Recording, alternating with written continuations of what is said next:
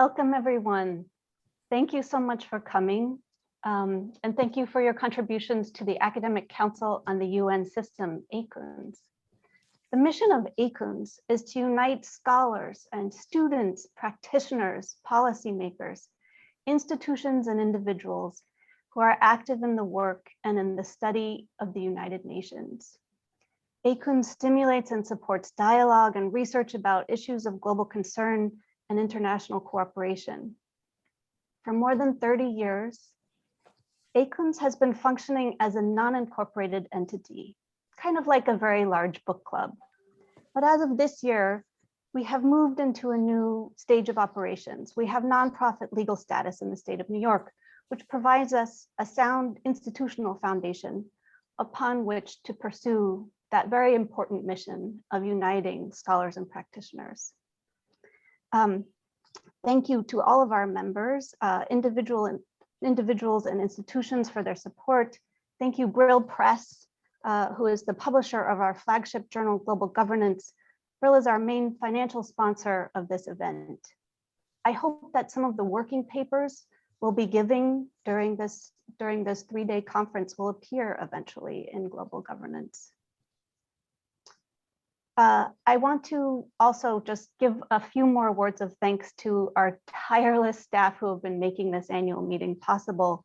Our administrative coordinator, Philip Savatich, who is a PhD student at Georgetown, unfortunately took ill several weeks ago, which was a big blow for our organization. He has now returned from the hospital, but in filling his shoes, and he helped us to establish the basis of this meeting. But since he's been away, I'd like to give a shout out to Richard Ponzio and his team at the Stimson Center in DC for stepping up. Hassan Alul, Christina Petu, they have been amazing in helping us make everything work.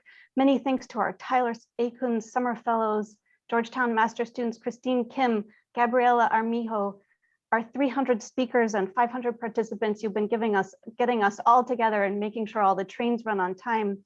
We've also had assists from various members of the ACUNS board, my research assistant, Nirvana Khan. Thank you, Ellie and Emmy and all of our technical hosts every single session during this conference. Our roundtables and working papers and plenaries, every session has a technical host. Thank you to our technical hosts. And thank you finally, Charlotte Koo, our past ACUNS president, who has been a guiding light through this entire transition process. The whole globe has been experiencing a difficult year. We've been experiencing lockdowns, declining business, increasing inequality, and the very real effects of COVID. I myself have lost a loved one. Many of us are grieving as we look ahead. So as we move through this pandemic era unevenly, depending on where we are in the world, I hope that, in the words of South African comedian Trevor Noah, we consider not going back to the way things used to be, but moving forward to the way we would like things to be. In my view, because the UN is the only truly international organization, it's through a more effective UN with people making policy decisions based at least in part in research, and the research that people like all of you produce, that we might realize the goals of countering so many problems that cross national borders, problems that are common to all of us, problems to our common humanity. So many of us here are scholars and thinkers who study the UN and who benefit tremendously from dialogue with the doers, the people who make the UN actually function and work. I'm delighted to note and to welcome 2 new board members to ACUNS, Dr. Kingsley Moghalu, who's with us today, the president of the Institute for Governance and Economic Transformation, and Dr. Marie McAuliffe, who will be with us for the next plenary session, the head of migration research at the International Organization for Migration.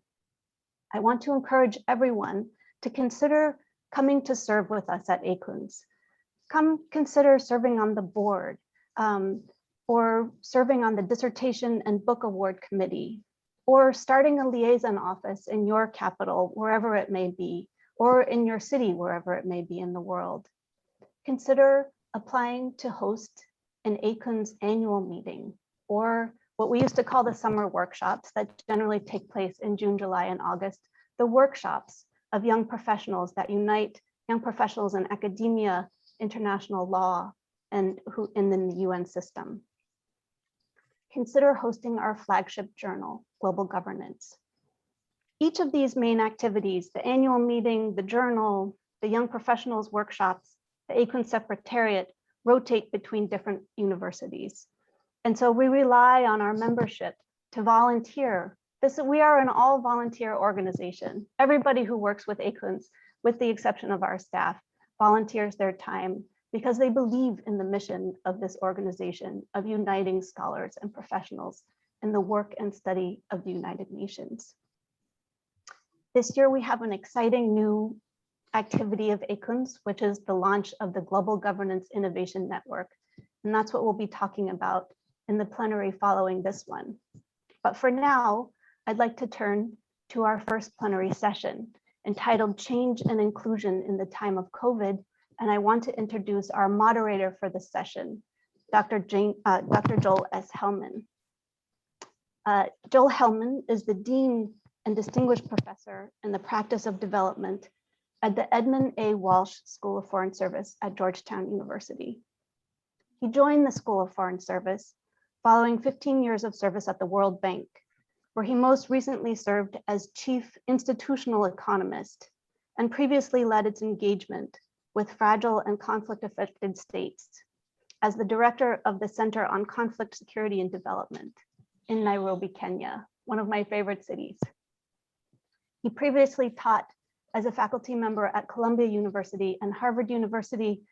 Dean Hellman, Joel, thank you so much for being with us today. It's a pleasure to see you. Thank you for kicking off our first plenary. Thank you, Lise.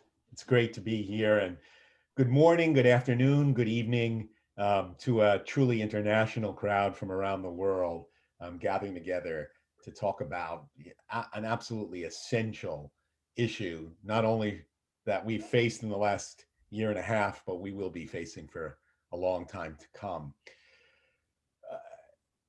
It is critical that we take the opportunity to think not only about what we've all lost in the last 18 months, and I hope we can acknowledge how much all of us lost. So many of us are grieving for loved ones.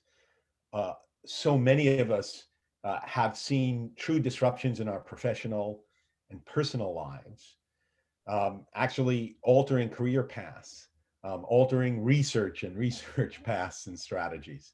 But all of us have also faced the tremendous strain personally in our families in losing the ties that really bind us together. And I think we've realized how important and critical those have been. Now, we here in the United States are now finally reemerging for the first time in 18 months. Things are changing, policies are changing, guidance is changing, and there is a beginnings of a semblance of a return to normalcy as we have seen in many countries around the world.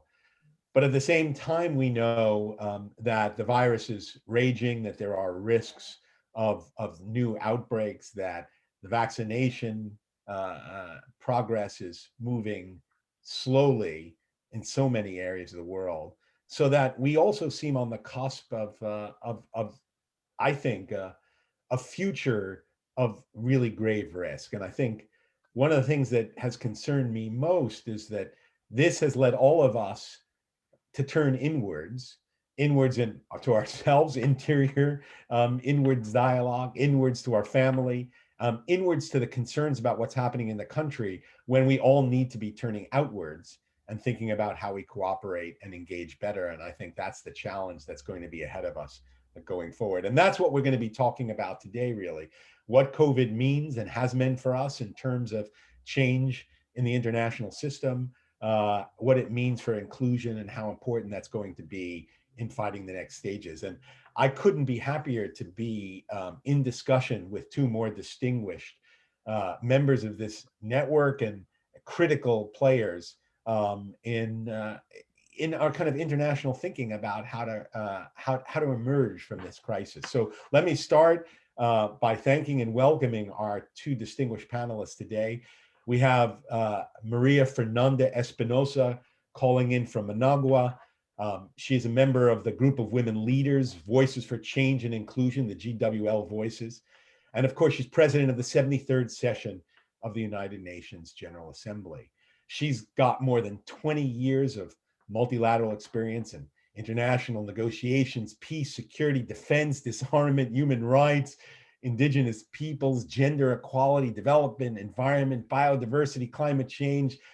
You know, you can see the list of extraordinary areas which she has had a tremendous impact. She served as in Ecuador as Minister of Foreign Affairs twice, Minister of Defense, and coordinating Minister of Natural and Cultural Heritage. And in 2008, she was the first woman to become the permanent representative of Ecuador to the United Nations offices, both in New York and Geneva. And she's led efforts at the global level towards the achievement of the MDGs and has been a key actor in gender equality and climate and biodiversity negotiations. So it's wonderful to have you here, Maria. And then we're thrilled to have Dr. Kingsley Moghalu, the president of the Institute for Governance and Economic Transformation, which is a public policy think tank focused on inclusive growth. And he's also the CEO of Sagato Strategies, a global investment advisory firm, and is here today calling in from Abuja, Nigeria. He's currently serving as special envoy of the UNDP on post-COVID development finance for Africa. He formerly served as deputy governor of the Central Bank of Nigeria and a professor of practice at the Tufts University Fletcher School of Law and Diplomacy. He previously served in the UN for 17 years in various peacekeeping, legal, and external affairs issues in New York, in Cambodia, Croatia, Rwanda, Tanzania, Switzerland, rising to the highest rank of director. So we couldn't have a more distinguished and experienced group to talk about this critical issue. So why don't we get right into it? I'm going to sort of pose some questions to get the conversation started. And then in about sort of 40 minutes or so, we'll turn to the Q&A, where you can use the Q&A function to chat questions, which will then I pose to our panelists. So it's great to be here. Looking forward to the conversation. And I really did want to start with a question that's absolutely critical to thinking about not only where we've been, but where we are going, and how COVID will sort of change, really, perhaps, the whole shape of the global order. And I want to start by asking you, to the extent that in your experience, are we headed into a new era of global inequality? And by global inequality, I'm thinking of multiple dimensions of that inequality, a vaccinated global North and an unvaccinated global South, inequalities related to gender, inequalities related to economic stratification, inequalities along so many cleavages. How do you think that COVID has shaped or will shape these global inequalities? And what do you think are the wider implications of these inequalities in thinking about the future? So let me start with you, Maria Fernanda Espinosa. Well, thank you so much, Joel, and for this very generous introduction. I'm thrilled to be here with you. Thank you, Liz Howard, for having me. Thank you to ACON's annual meeting. It is truly a pleasure to be here today as a proud member of the Group of Women Leaders for Change and Inclusion, and former president of the General Assembly, and share some ideas on the challenges we face in the intersection between gender equality and the future of multilateralism. And of course, greetings to my fantastic co-panelist, Dr. Kingsley Moghalu, and it's really a privilege to share the stage with you. Perhaps a few words about the group of women leaders. We are a group of 54 women, former high-level staff members of the United Nations, former ministers, prime ministers, and presidents, and we are all working for the same objective, which is gender equality and women's rights, but in advocating for what we can call a feminist multilateral system. And just responding to your question, I think that you know, we are living extraordinary times, and extraordinary times require extraordinary responses at all scales and from different sectors and constituencies. The world, you said it so well, Liz, and also the world is facing the most profound crisis. It is not only a global health crisis unleashed by the COVID-19 pandemic, or a climate crisis, or a biodiversity loss crisis, or an inequalities crisis for that matter. I would say that it is above all a crisis of our civilization as humans, a crisis of institutions, of our values as human societies. I think that in many ways, we are reaching a point of no return. Answers and solutions are, of course, not easy. It's sometimes easier to be prescriptive, but then, you know, it's very difficult to have reality shape in a way that we would like to see. So any response cannot be piecemeal. The academic community has a key role to play in this moment of reset, of reinvention of our global governance architecture.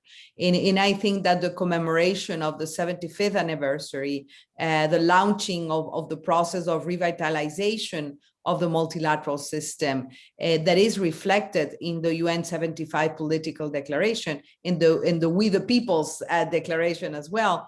I think there are golden opportunities for us to come together and take an active role as we shape what it's been called our common agenda. And we really have to use that title in the best way possible, our common agenda.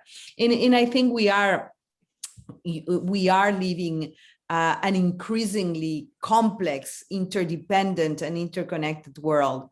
In the past 7 decades, I think that globalization has brought a level of development and well-being that have no parallel in human history. And yet, you know, wealth and power have been unevenly distributed within and among countries. You said it so clear, Joel. So we have globalization winners and losers, increasingly fragmented and polarized societies. And these, of course, what we see that this has eroded public confidence in institutions, fueled political unrest, social discontent, spurred deepening mistrust among countries, from what you mentioned, and very and rightly so, vaccine nationalism, skepticism, and the lack of international coordination and solidarity to respond. So I think that responding to your question, the COVID-19 pandemic has magnified existing structural hurdles in North and South, but perhaps developing countries, the global South, has paid a higher price. And at the same time, I think that this interrelationship between scales, between the local, the national, the global spheres, has implied that, you know, humanitarian, financial, environmental, and health crises reach a magnitude that make it impossible for countries to address them alone. So go-it-alone responses are really unfeasible. We need multilateral responses. We need concerted action. And in this context of increasing inequalities, growing unilateral responses by some governments and popular calls of more international cooperation. I think in this tension, the process of revitalization of the United Nations becomes critical and requires the engagement and commitment of the international community as a whole, from universities to think tanks, from grassroots social movements to organizations of civil society, and from governments and international organizations to the private sector. So we need to be part of this revitalization process, to unify our efforts and advance this common agenda from our side, together with the Coalition for the UN. We have in many other organizations of civil society and academia, we are determined to contribute to this dialogue, this conversation in this shaping of the new international system. So I think that it is our shared responsibility before we go into the specific. I think that achieving a UN that is fit for purpose is urgent, and we have, as Liz mentioned at the beginning, there is no plan B, to the UN. We need a retooled UN system that is more democratic, inclusive, that can effectively address the needs of the most vulnerable, that can adequately coordinate collective responses to humanitarian emergencies, and that is able to deliver global public goods in terms of sustainable development, human rights, and the shaping of a peaceful and stable international order. So I think that just to close, sorry that your response to your question, which was broad enough to allow us, to go on and on. But I think that this retooling is central to the future of multilateralism, and women and girls have a key role to play. That's when gender equality comes to play, and us women, not as victims, but as shapers and agents of this transformation.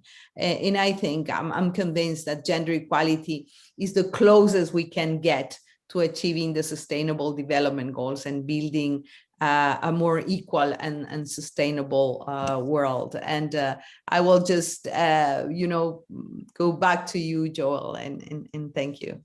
No, thank you, Maria. And we're going to delve into some of the core themes that you laid out in that very broad and compelling view of where we are at the moment. So we'll continue to probe on some of those specific areas.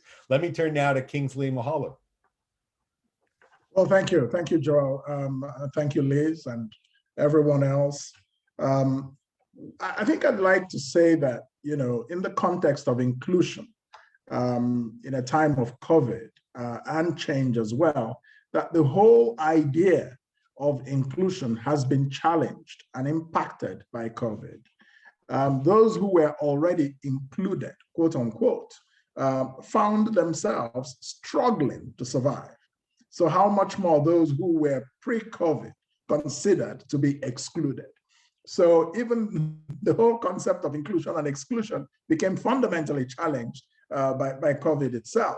Shutdowns affected the mobility of both the included and the excluded persons.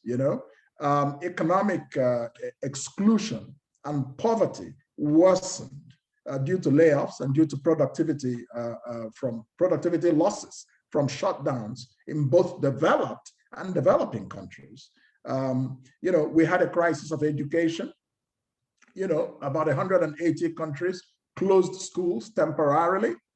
And of course, that left about 85% of students out of school, and we had children with disabilities, facing several vulnerabilities. for those with disabilities, getting learning to them was more difficult. For children who were already from poor homes, it became almost impossible because, especially in developing countries and even in developed countries, they did not have access to distance learning equipment. In America, there were a lot of children who simply didn't have computers to study at home, and so the inequality crisis that COVID brought was really quite unprecedented. In the workplace, diversity and inclusion were massively dislocated. And you had, according to McKinsey's research, about 9 out of 10 executives unable to meet their diversity and inclusion strategies and their goals. And then we saw the impact on gender, showing that women were disproportionately faced with higher levels of stress as a result of COVID. So the gender impact was quite huge. And then we had a disproportionate impact of COVID on people of color. So that's one side of it. There's another side of it. When you talk about the international inequality between the rich and the poor, the developed and the developing nations, I believe that COVID created a situation that has so fundamentally challenged the state capacity of developing countries. The developed countries had challenges, but ultimately have been far more able to meet those challenges because they were already in a certain stage of development. So what is the lesson for developing countries? Is the lesson that multilateralism, as we understand it, that foreign countries or international organizations must continue to carry you on their back? I have a somewhat different perspective on that. I think the implication for developing countries is that they must make themselves less and less dependent on external support. That's what the COVID crisis has shown. What if it just wiped off millions of citizens in these developing countries from the face of the earth? In Africa, thankfully, the impact was far worse economically than the health impact, for reasons that are not yet very clear. The health impact in developed countries was huge. The economic impact was huge, but they had the state capacity to respond with stimulus programs, to the economic effect. In African countries, we could not. Many African countries have had to borrow more and more, getting themselves deeper and deeper into poverty. So I believe that for developing countries, the response to the international inequality that was sort of demonstrated by the COVID crisis must be structural and primarily domestic. No one has a responsibility more than the developing countries themselves to take care of their health systems, to take care of their social systems, to mobilize domestic resources from homegrown possibilities, rather than constantly relying on international support, foreign aid, multilateral organizations.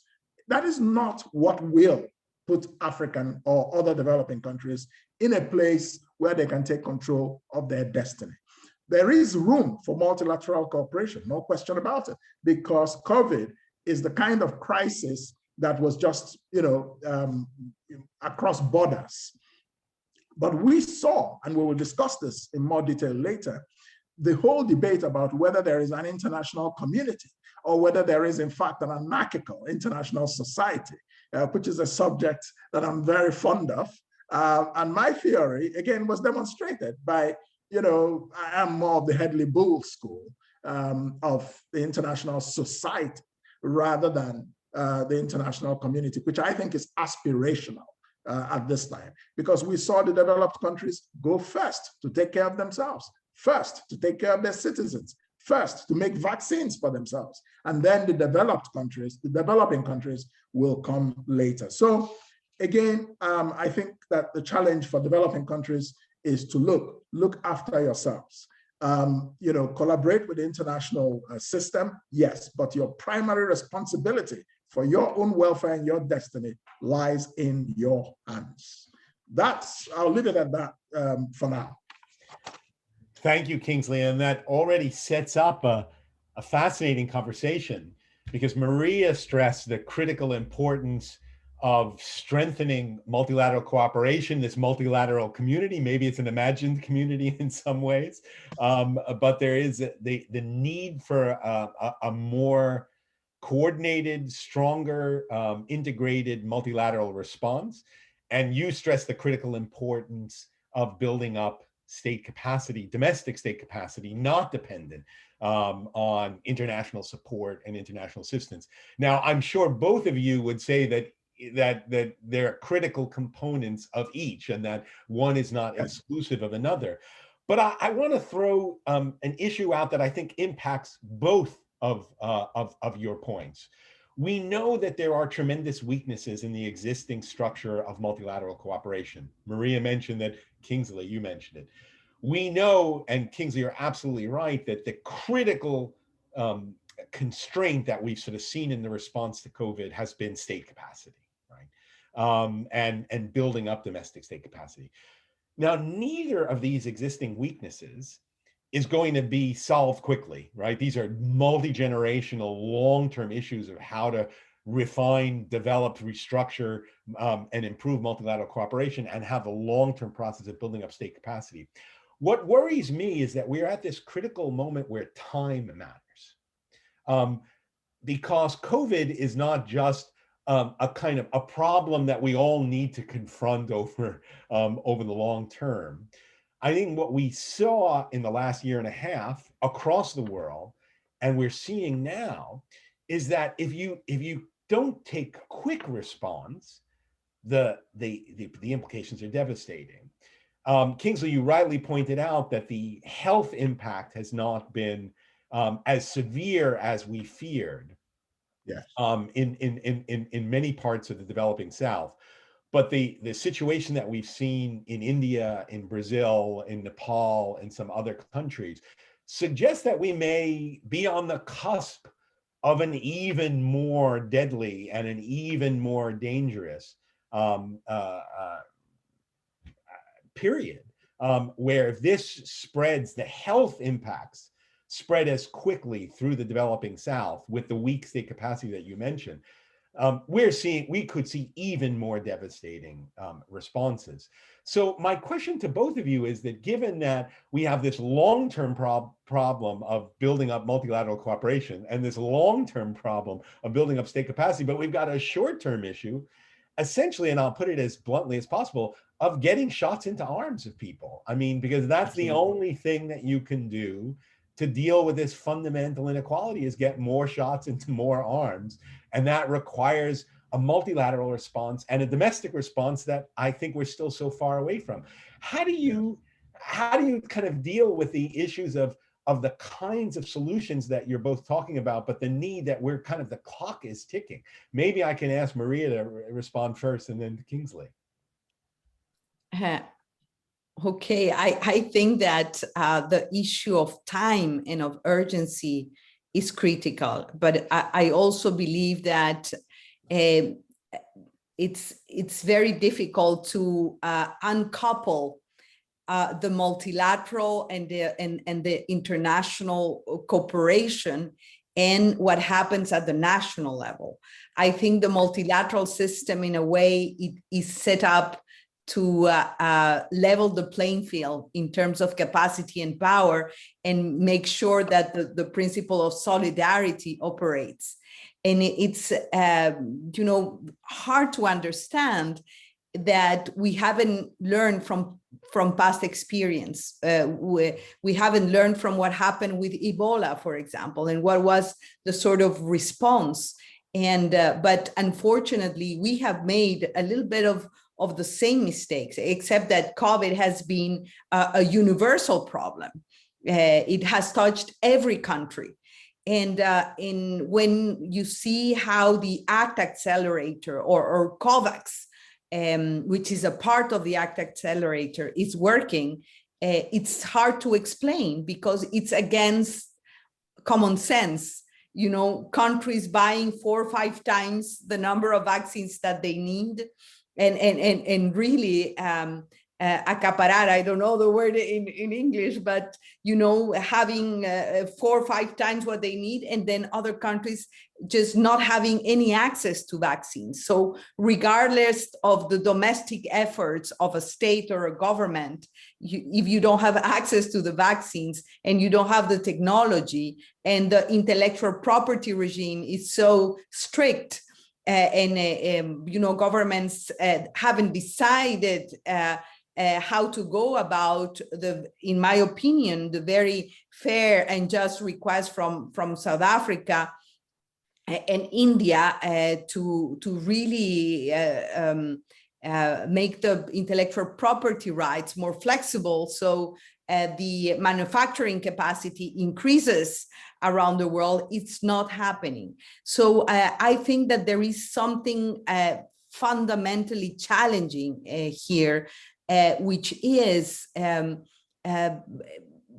something, a structure that would be with more teeth, more mandatory, where countries have the obligation to comply to their commitments. For example, in the framework of the COVID pandemic, and for governments from the political side, and I'm sure that Kingsley know this better than I do, the issue is that people, citizens, voters are, you know, by the day measuring the legitimacy of their governments, the buy-in of their governments and leaders according to the number of vaccines that they get, and of the response they get from the government. So in terms of increasing the trust deficit of citizens in their institutions, in their democratic institutions, at the national level, I think this is critical, because they are asked to respond and deliver today and now. And perhaps you know better, Joel, but you know the most urgent macroeconomic measure that countries have to take is immunization, is vaccines. Without that, then the issue of recovery packages, of having more policy and fiscal space for the developing countries to operate and recover the economies. It's really, it's not going to happen if we don't have an immune population.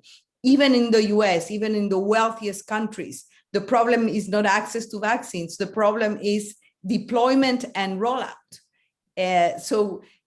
You know, there is so many lessons learned here, not to repeat the same mistakes over and over again. And there are other issues, like I think Kingsley and you mentioned the uneven impact of all of this in women, but perhaps we can go back to women and girls later.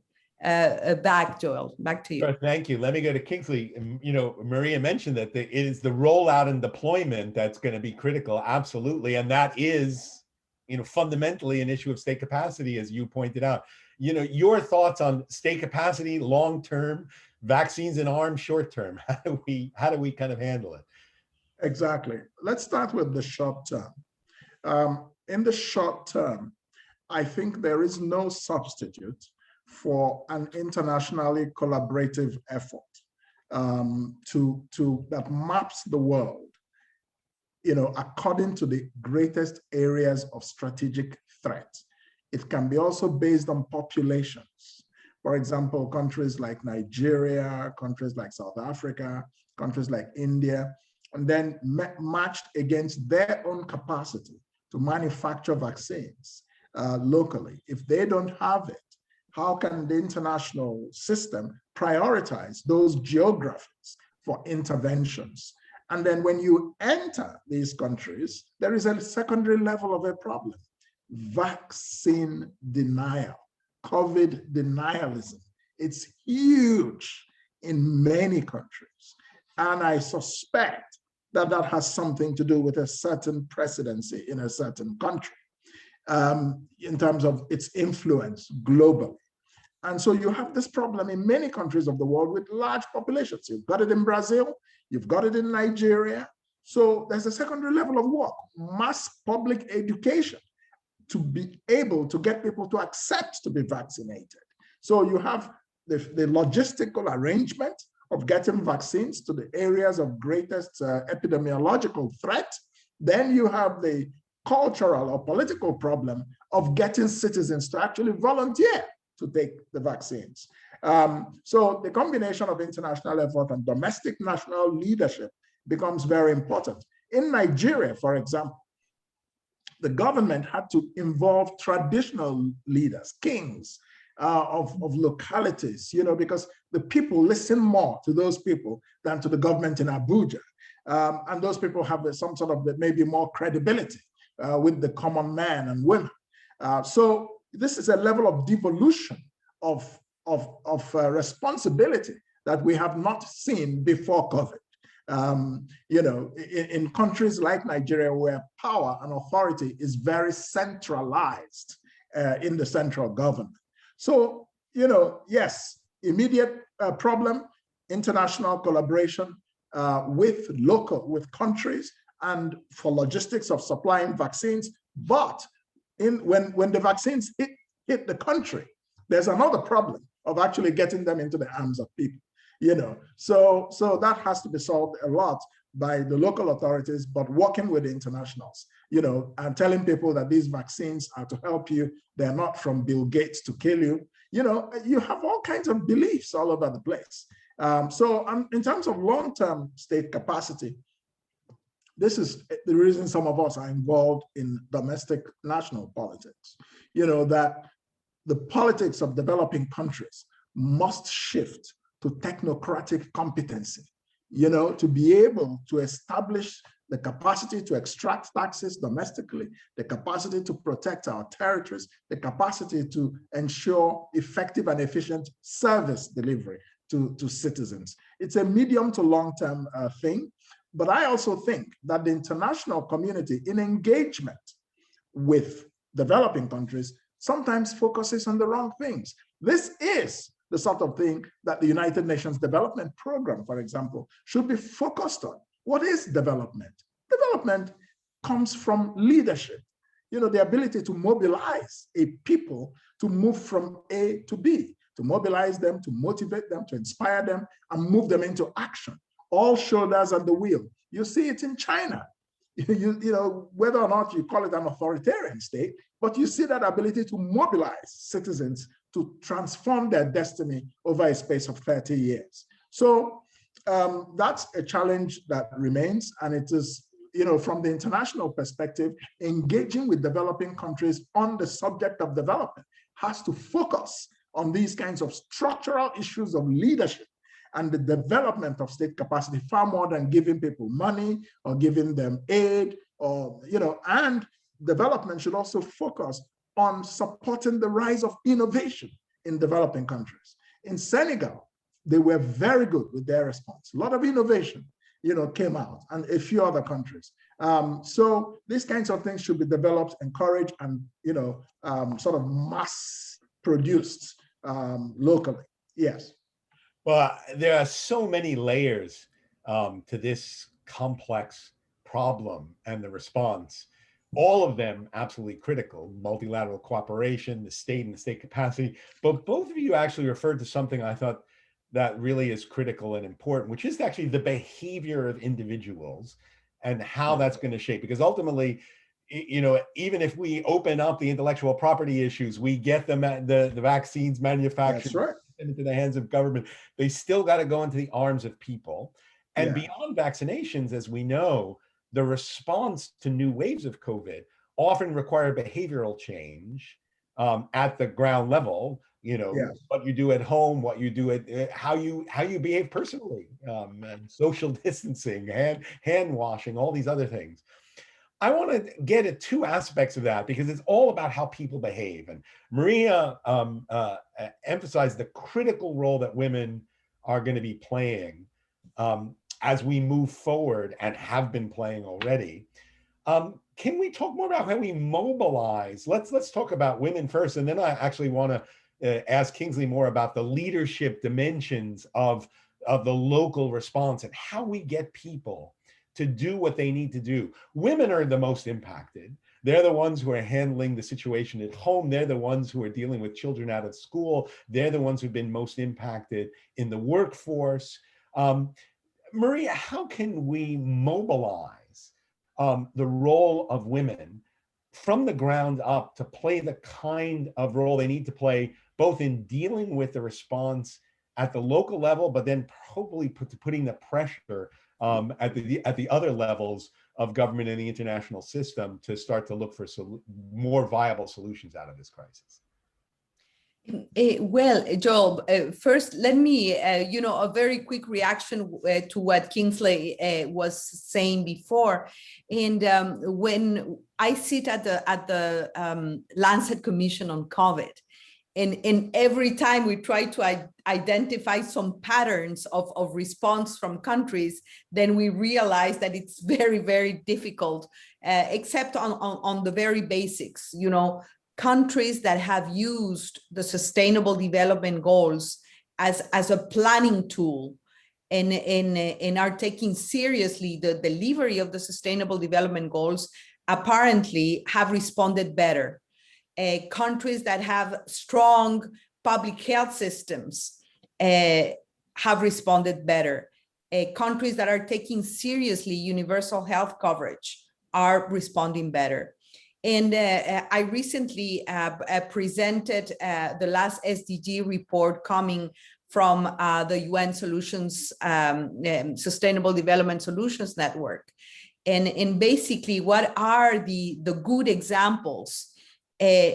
Ivory Coast, Bangladesh, Afghanistan, for that matter, and plus Nordic countries, of course, Finland, always number one, and the other Nordic countries, they're doing better on the SDGs. But and when you go deep into what is happening in Bangladesh, which is a developing countries with a huge pressure because of refugees, but they are doing better than we think because of very wise policies on redistribution and inclusion and using the SDGs as a planning tool. That's one example. And the second general comment I wanted to make is about the role of local and regional governments. We have seen incredible good practices there as well. Well, I mentioned before to look into Bhutan. Bhutan is not the European Union, but Bhutan has been very successful even in terms of vaccination capacity, deployment, and everything else. And we need to learn these good examples. But in terms of local and regional governments, let's look at Kerala in India.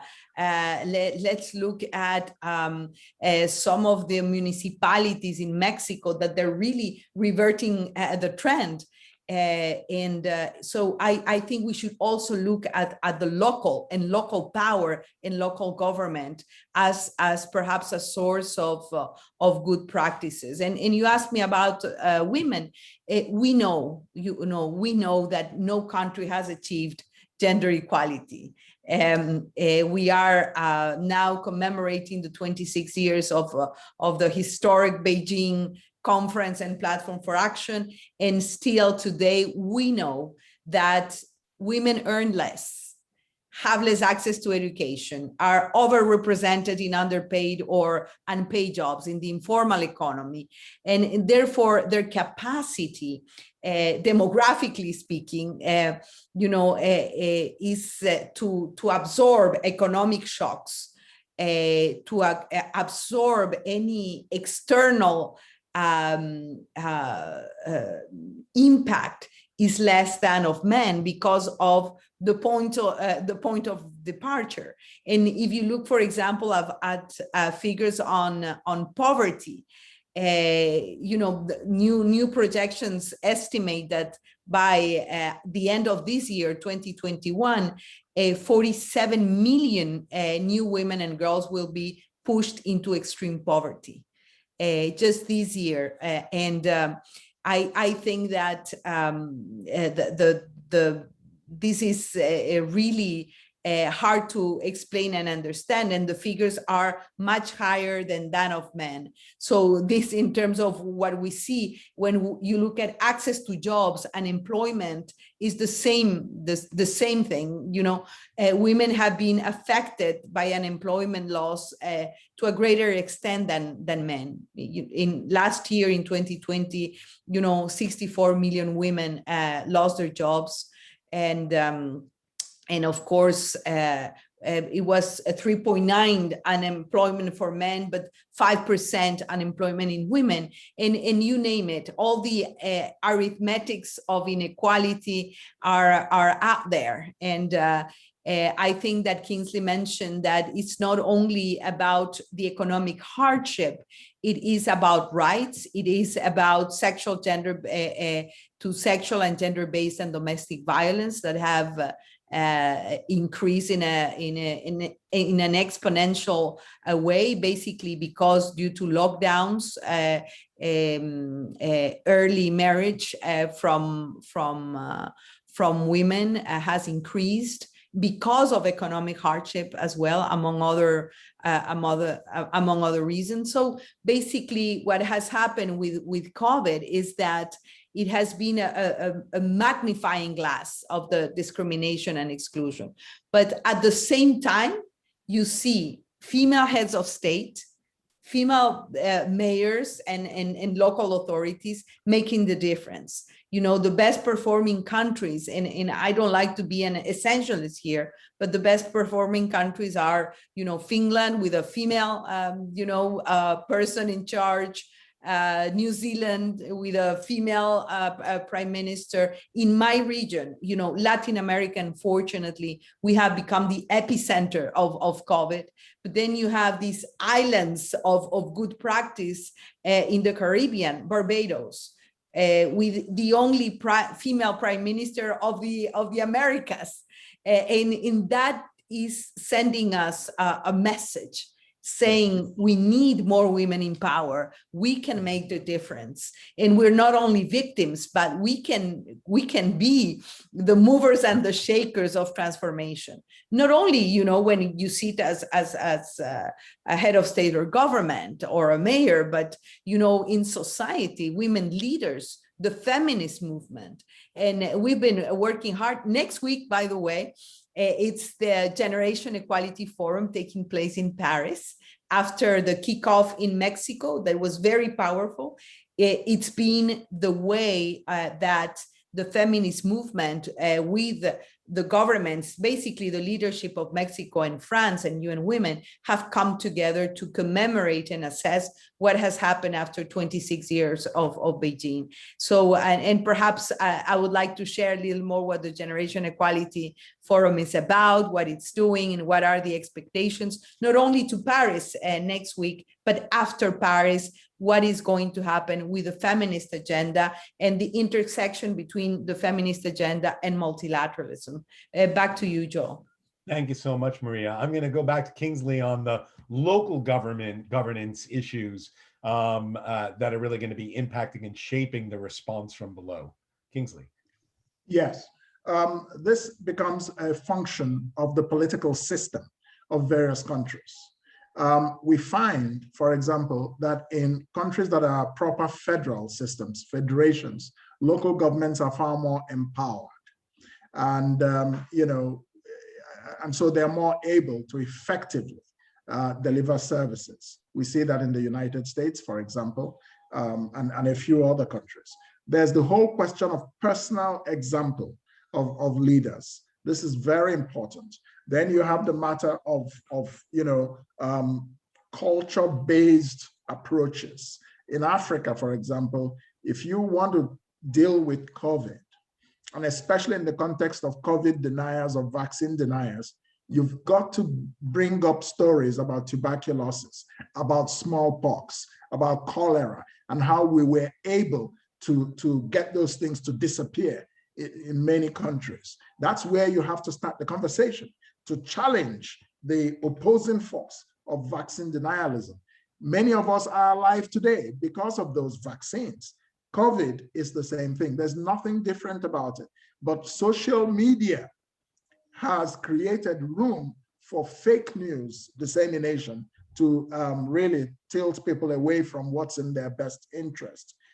Investment in education systems is very, very important, because the more educated people are, the more empowered they are. And of course, Maria talked about the role of women, which I absolutely agree with. It's 100% critical that women be more and more empowered in political leadership, because they have shown a certain unique level of effectiveness, and especially when it comes to things that affect children, women, children, they are more able to take charge and to deliver results, for example, in public health. So local governance, effective local governance, very key. And that's why, for example, in a country like Nigeria, we're fighting for a constitutional change that will bring Nigeria back to real federalism instead of a unitary government at the center and too much concentration of power at the center. The more empowered people are locally, the better they are to take care of the lives of Nigerians or other people around the world. Well, thank you, Kingsley. I'm going to now go over to the questions, and we're already getting questions coming in. Please use the Q&A function, and I'll try to get to them. We've got several questions coming in, so if we can have quick responses, I can get to more of them. So let me start with a question I see related to the issue of how to improve multilateral engagement, because I think it's a great way of framing how we go forward on this. Harris Gleckman mentions that there has been this sharp increase in nationalism, North and South, which actually weakens the very multilateral engagement and the strengthening of multilateral engagement that both of you are calling for. So knowing that this crisis is actually weakening the very response, the multilateral response, what are the kind of key changes? Is there one or two kind of key changes that you think would actually be able to create a more supportive multilateralism that might kind of engender greater response to deal with this crisis multilaterally, given that we're facing this backlash on nationalism? Maria, why don't you take that? Well, I think that when you see that the UN, which is the center, the capital of the multilateral system, and we haven't discussed about regional multilateralism that I would really love to tackle, because Africa and the African Union has been an example of regional integration and regional multilateralism for that matter. But let's go back to the global, to the role of the UN.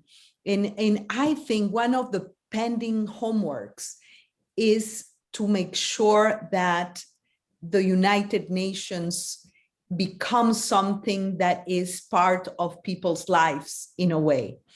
The motto for my presidency was to make the UN relevant for all.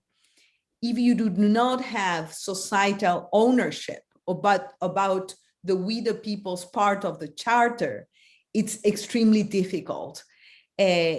I'm going back to the global survey that was organized by the UN 75 office last year for the 75th anniversary. So in short, what people see of the UN is when you show the flag of the UN, they're happy, they like it. They feel empathy and they say, oh, well, UN is about UNICEF, is about vaccines, is about taking care of children, it's about the peacekeeping operations. So UN, okay. But when you ask a little more, and that has been my personal experience, what does the UN do for you? Then, for the popular imaginary, the UN is a flag, the UN is something that usually people react positively to, but they don't feel it's part of their lives. There is no societal ownership about the role and the importance of the UN in general, especially, with exceptions of countries in conflict and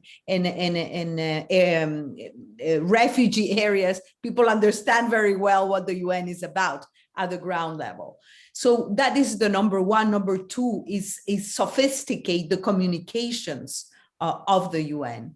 And so people understand that it's not a group of people taking decisions on their behalf without asking them, sitting in New York. And so this is extremely important because we've been advocating for greater involvement of civil society in main decisions of the UN. And the Secretary General has over and over called for a more inclusive networked multilateralism. And I think we need to really come to grips to what it means in concrete terms. What does it mean? Is it the same to have human rights defenders and activists and NGOs and food security advocates, whatever, gender, the feminist movement, taking part of this new shaping of the multilateral system at the UN? What is the level of involvement of the private sector in how to go about it? And I'm saying this because I have a firsthand experience. Every time that you have a big summit, a high-level event, you have to start from scratch negotiating the modalities to decide how civil society is going to participate. And sometimes there is more, flexible and flexibility, more openness. In other subject issues or circumstances, it closes down a little more. So there is no predictable, transparent, accountable building mechanisms for the participation and the voices of society as a whole in the design and the decision making at the UN. So there is a lot of homework ahead, and there are proposals on the table, and perhaps we can discuss if there are questions about that. There are very interesting proposals on the table, including, a very simple one, which is a special envoy on civil society from the UN, or more complex ones like a UN Parliamentary Assembly. That I think it's need to be discussed, understood, and advocated for. Thank you, Maria. I'm going to toss a different question over to Kingsley because it's actually related to some of the themes that he developed, and maybe is a cause for optimism. Political scientists, and this comes from Lise Howard, our ACUN's president here. Lise mentions that in political sciences, this notion that crisis actually can spark the creation of institutions. Charles Tilly famously said, war makes the state. Some major challenge it really forces the state to do the domestic resource mobilization and capacity building that you mentioned. And we've heard, even in the course of your conversations, Maria mentioned some great examples of what's happening locally. You've mentioned some as well. Is there a source of optimism maybe that your long-term local and state capacity building, Kingsley, that you mentioned, might be, really put on steroids, if you will, by the crisis that we're facing now? I believe there is hope. There are sources of optimism in that, the COVID crisis, there is a realization across many developing countries that the COVID crisis is too important to waste, and that it will have, implications for the evolution of democracies.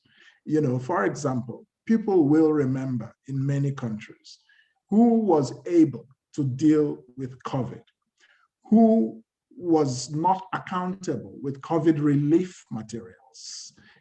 People who are poor at baselines in various societies take these kinds of issues very seriously. In many countries, there has been corruption involved in the response to COVID. And these are tools that can be used to trigger the evolution of a more effective and accountable state. So yes, I do see possibilities in that regard, but the extent will differ from country to country, depending on the quality of the democracy, depending on, the strength of the institutions. In South Africa, for example, it will probably have a stronger effect than in some other countries. Yeah, so yes, I do see some optimism, but it will take some time still. Well, I'm going to follow up on a question on the multilateral side. It's actually following up on Maria's earlier response. As a question from Anthony Valian, you talked about the critical importance of a more effective and better resourced UN system, but we are also seeing a real hesitancy about funding UN agencies, and ultimately funding is going to be a critical component of getting some of the new approaches that you're talking about. So now that governments are spending more, they're printing more money, they're expanding their budget, how do you think that you can generate the momentum for proper funding for UN at this time? Maria.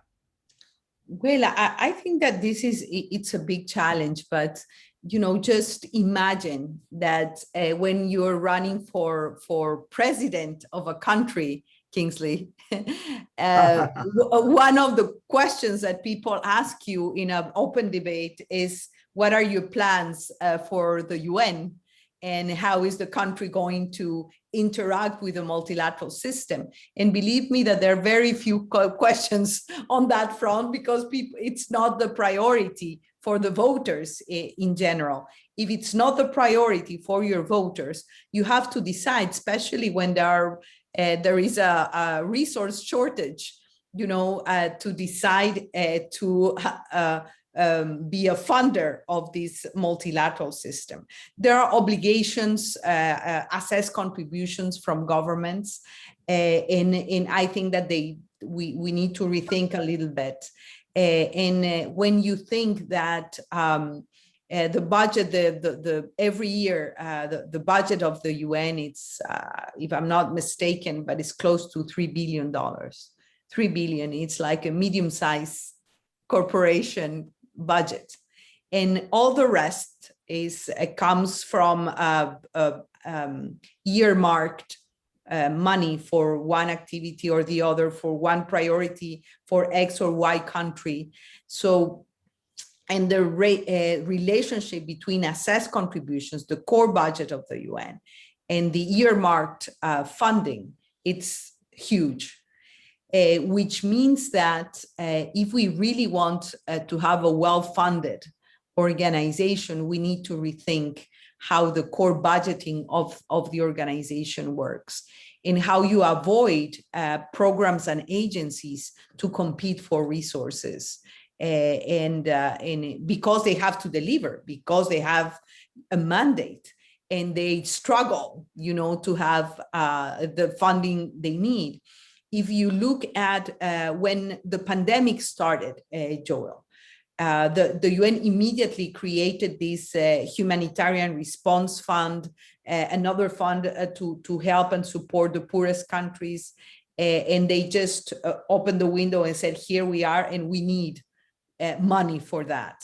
And basically, it took months, and until this very day, there is a huge financial gap on the COVID response capacity for the UN. Whereas, let's recall, the EU called for a summit to get the resources for vaccine development. I don't know if we recall that. And in 24 hours, they brought $8 billion in one day for vaccine development. They were able to put together more resources than what the UN was asking for the humanitarian response to the pandemic. So I always say this, but shortage of funding, it's not the problem, it's the symptom of political will and priorities. And I think we really need to rethink the whole budget architecture of the UN and make sure that the core funding of the organization is solid enough, to respond to situations of crisis. To have a permanent crisis fund, for example, is of critical importance, and not, to have the crisis come to you and then, start fundraising for the issues that are needed for medical equipment. Well, I don't need to tell you, we all know what happened with supply chains worldwide, and even not money, but the multilateral decisions to ensure that supply chains on medical related equipment for COVID was ready to operate, and especially to reach the poorest countries and the countries in need, which hasn't happened until this very day as we speak. The lack of oxygen and in other medical supplies are still in profound shortage. Some countries have more than they need, as with the vaccines, and others don't have anything. So I think we really, when we are redesigning our multilateral system, the issue of predictable, robust, assessed funding for the UN is much needed. Well, thank you, Maria. I want to directly respond to that and throw this over to Kingsley, because Adewale Bakari asked a question that's kind of related to this.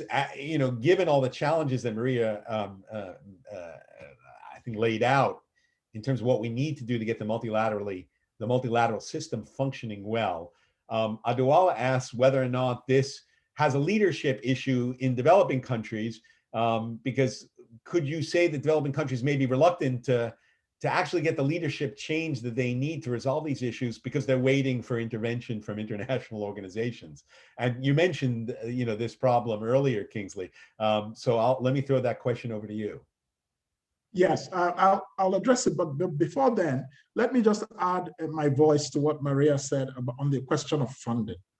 And I want to say that the problem the UN is having with funding is increasingly a question of legitimacy and its relevance in a world that has changed very fundamentally from what we used to know 20, 25, 30 years ago.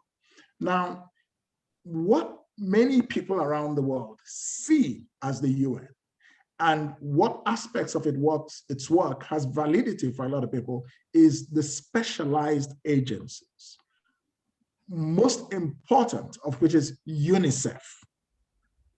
UNICEF is number one. The UN High Commissioner for Refugees, the World Health Organization. Between these three is what any normal person in many problematic places in the world would see as the UN. The second thing that I'd like to say is that there has then to be a way to make more robust the contributions financially of the private sector to the work of some of these agencies, because the private sector can see avenues for direct collaborations.